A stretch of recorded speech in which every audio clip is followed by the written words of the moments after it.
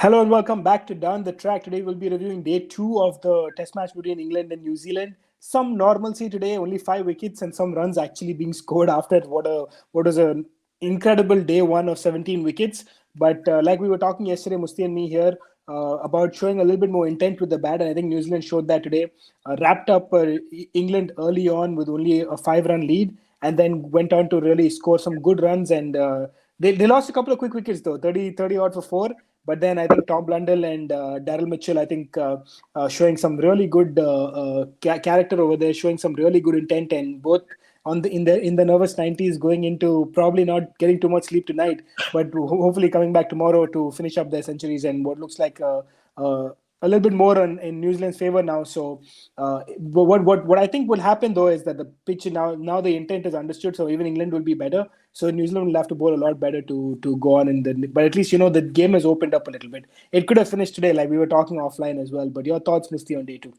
Yeah, I think for New Zealand is completely opposite to the English innings, where England were 90 for 2 and suddenly they collapsed. New Zealand started with a collapse 30 for 4 and then Blundell and Mitchell just showing that fight. And this is it with New Zealand, right? They don't have one star player. Yes, you can talk about Williamson, but they always have these players who just stand up, fight it out, guts it out and score those runs. And like you said, yes, the pitch became easier to bat on, but still 30 for 4, no matter what the pitch is, it's not going to suddenly let you get runs. You have to stick out there, and they showed that responsibility. I think they learned from their mistakes from the first innings and some really good shots. In the beginning, it wasn't easy. The ball was swinging, and the ball does swing in the end as well in England. We saw that, but I think they left the ball very well, and when needed, they played their shots and very sensible batting. And this is the New Zealand team for you. Someone or the other will step up. They play as a team, right? They don't attack just one individual.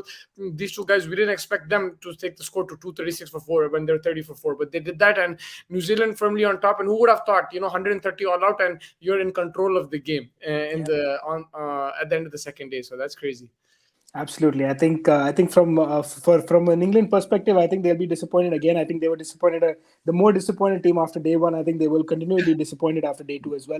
They let the game kind of get away from them now. After 34-4, they should have really put the pressure and gotten them all out for a cheaper score. But now I think they're with their backs against the wall, and now there'll be something special for them to pull off anything from this game at least. But it looks more and more likely that they will find it hard to get a win out of this game now. Yeah, the thing they're missing the most is a fast bowler like Archer or a Wood. On this pitch, I think they'll extract something. They were showing actually on Sky Sports, they have those 2-minute stints when the expert comes and talks about it. So I think it was Nasir Hussain. He was showing how Archer troubled Smith and Mark Wood troubled, I think it was Rahul or something last summer, where the pitch was docile, but it flattened out, but the pace was still troubling the batsmen. And I think that's what they're missing. Over here, all three bowlers, brilliant when the ball is swinging, but when the ball is not swinging, it becomes a bit easier. So you saw that after the early wickets, they couldn't really test the batsmen. And that's something that England, unfortunately, they don't have the bowlers. They're all injured. But I think that's where they're missing a quick bowler. New Zealand, they have like a Jamieson. I wouldn't say he's out and out quick, but he has that pace. He has that extra awkward bounce as well. So you need something a bit different. And that's what England is missing. And that's why I think they didn't pick up those wickets after such a good start.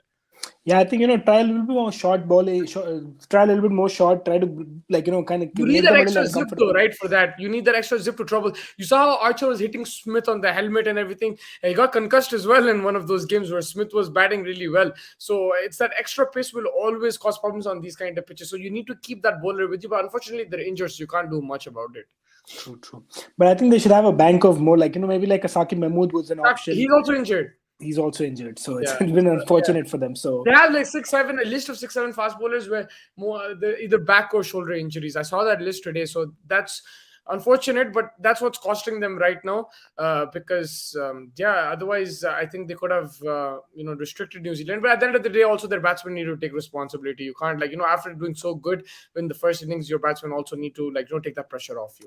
Yeah, I agree. I think looking forward to day 3 now. I think New Zealand will want to get as many runs as they can on the board. I think 300, 350 target would be really solid for them.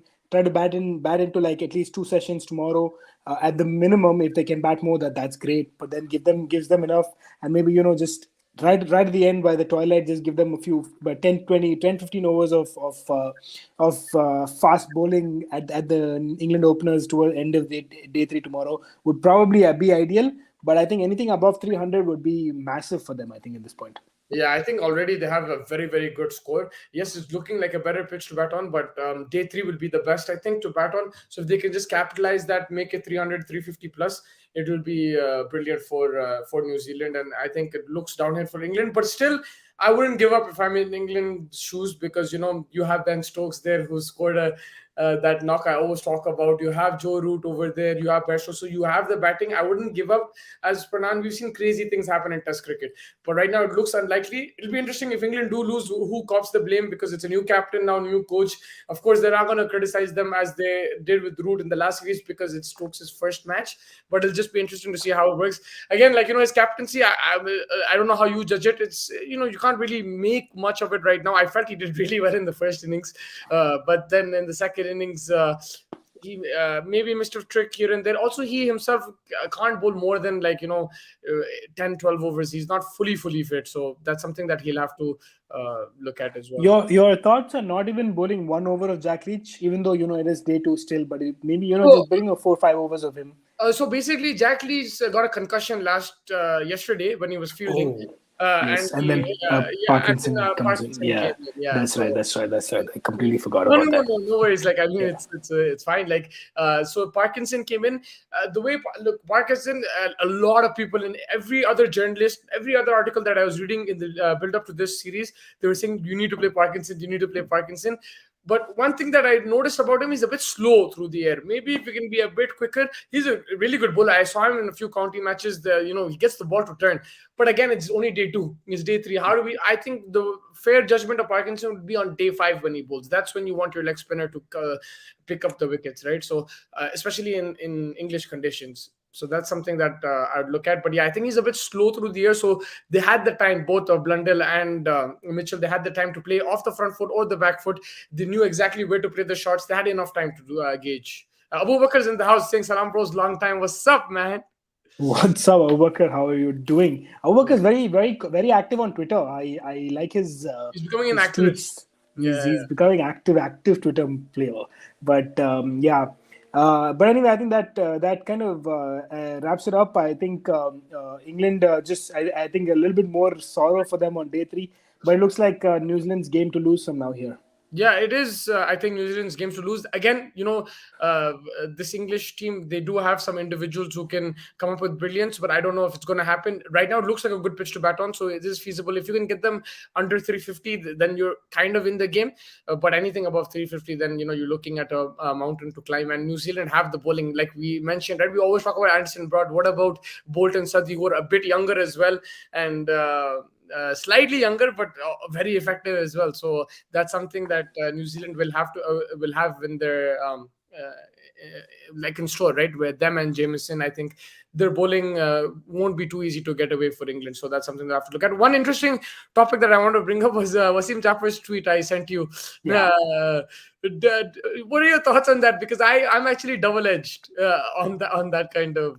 No, I kind of agree. Whenever we've seen there is a lot of talk about the conditions when it's a ranked turner and when it is a swinging condition. But I feel like it's almost I don't want to take anything away, but I think when it does spin like that, it almost the bounce is just so abysmal that you just find it very, very hard to manage it. The only argument that I have against his tweet, I always talk about that. When it's Yeah. swinging, when you get all out for 130, no one's complaining. In Australia, 36 all out and Yeah, all these yeah. things, no one complains. I always bring that argument, but the only thing that goes against this argument is that today's performance, Yeah. that's not happening in Ahmedabad. That's what I'm saying. Day three in London, Ahmedabad, you get 236 runs, you're godlike at that point in time. So that's not happening. The pitch is not going to ease up like that.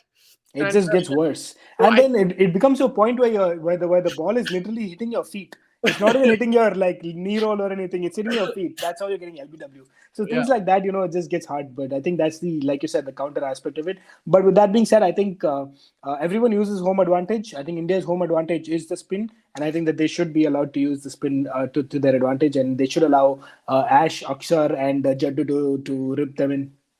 Yeah. Abu Bakr is asking, is Trent Bolt in top 5 bowlers in Test cricket since his debut? I don't know if he's asking all time or currently.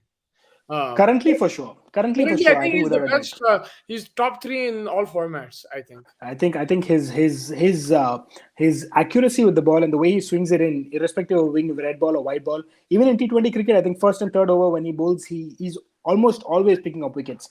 I think we discussed this yesterday as well. I think the top four Test cricket bowlers right now are the bowlers that are bowling in the opening spells right now. With Anderson, maybe Broad is probably a bit off now, but I think Sadi, Bolt, and Anderson are probably right up there, especially in Test cricket at this point in time.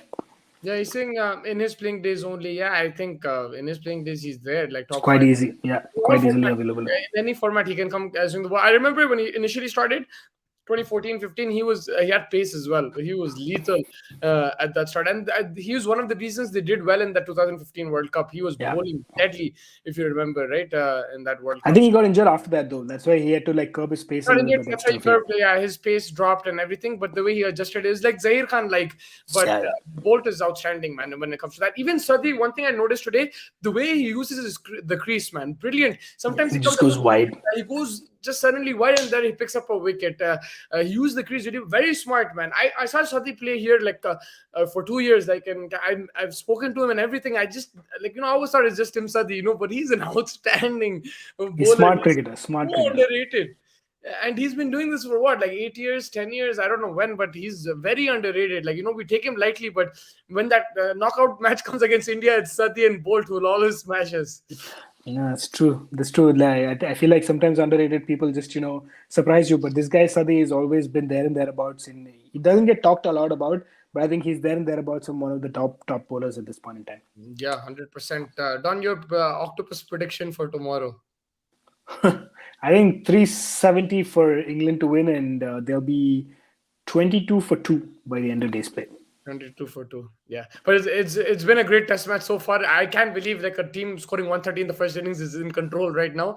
And yeah, I'm sure we're going to see some entertainment tomorrow. Again, full crowds will be Saturday, Sunday, right? So hope to see some exciting cricket and maybe a Ben Stokes special on the cards the day after, maybe. We don't know. We'll find out. All right, man. Thank you. Take care. Take care.